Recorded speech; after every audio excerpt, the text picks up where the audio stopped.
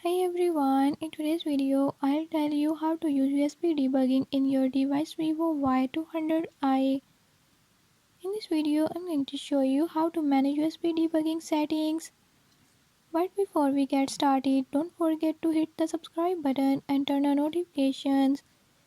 Make sure to watch complete video and learn how you can do it. Let's watch the video.